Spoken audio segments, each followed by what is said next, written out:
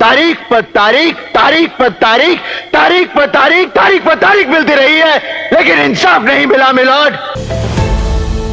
नमस्कार, मैं हूं खुर्रम जामी और आप देख रहे हैं संवाद live. Justice delayed is justice denied, hurried justice is justice buried. यानी देर से मिला न्याय न्याय नहीं होता और जल्दबाजी से दिया गया न्याय न्याय को दफना देना है। दूसरी बात जो आपने अक्सर फिल्मों में सुना होगा, तारीख पर तारीख, तारीख पर तारीख।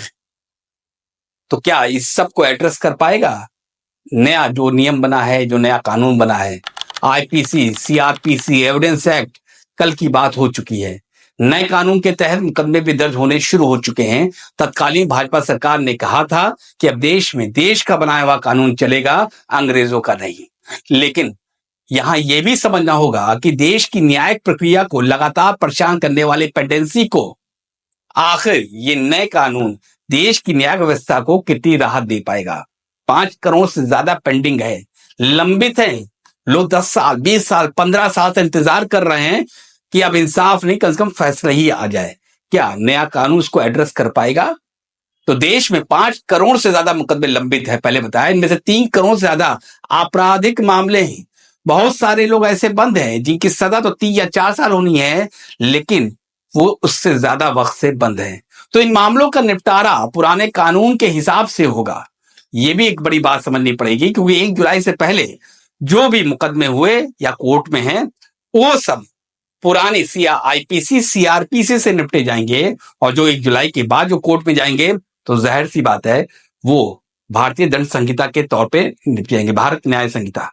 तो भारत ऐसा देश नहीं है जहां अपराध रुक जाए। 1 जून के बाद नए कानूनों के हिसाब से केस चलेगा। दोहरे कानूनों की मार नए वकील और जजों पर ज्यादा पड़ेगी। ये एक तरफ पुराने कानून पढ़कर आए हैं, तो दूसरी तरफ नए कानून से भी उन्हें डील करना है। पुलिस की कानूनी समझ वकील या जज की तरह नहीं होती, ना ही उन्हें लगातार इसकी ट्रेनिंग दी जाती है। सबसे ज्यादा गड़बड़ियां इसी विभाग से होने वाली है, जिनकी वजह से जज और वकील दोनों को माथापच्ची बढ़ने वाली है। दूसरा सवाल, क्या हमारे देश की शिक्षा प्रणाली में नए कानून की शिक्षा को लेकर जरूरी बदलाव किए जा चुके हैं? जानकार बताते हैं कि जुलाई से नए कानून को लेकर शिक्षा के सिलेबस में, विधि शिक्षा के सिलेबस में परिवर्तन किया जाएगा। लेकिन जिन युवाओं ने हाल में ही कानून की पढ़ाई पूरी की है, वो नए कानून को लेकर कितने कंफर्टेबल होंगे, ये भी समझना बेहद जरूरी है। लेकिन उनको ये भी समझना होगा कि आपको लगातार अपडेट भी होना है। नया अपडेट आया है, नया कानून आए, नई धाराएं आ रही। अब आपको खुद एफर्ट करके इनको समझना पड़ेगा, क्योंकि जिन युवाओं ने ऑलरेडी लॉक कर लिया है, उनके कांधे पर, या जो करने वाले हैं उनके कांधे पर पीड़ितों को इंसाफ दिलाने की जिम्मेवारी होगी। जाहिर है कि जो छात्र कानून की पढ़ाई पूरी कर चुके हैं, उनको अब नए कानून की बारीकियां समझने के लिए एक्स्ट्रा एफर्ट करना होगा। तो वही नए छात्रों को दोनों कानून को पढ़ना होगा। जाहिर है उनको पुराने और नए कानून दोनों की गहन जानकारी होना बेहद जरूरी होगी, क्योंकि जो 1 जुलाई से पहले मामले दर्ज हैं, उनकी सुनवाई पुराने कानून से होगी, और जो 1 जुलाई के बाद मुकदमे दर्ज हो रहे हैं, उनकी सुनवाई नए कानून के मुताबिक ही होगी। लेकिन नए कानून के जानकारी के अभाव में पीड़ितों को न्याय कैसे मिलेगा, ये भी एक बड़ा सवाल है। अब बीएस एक्ट 2023 के पास होने की क्रोनोलॉजी को समझिए।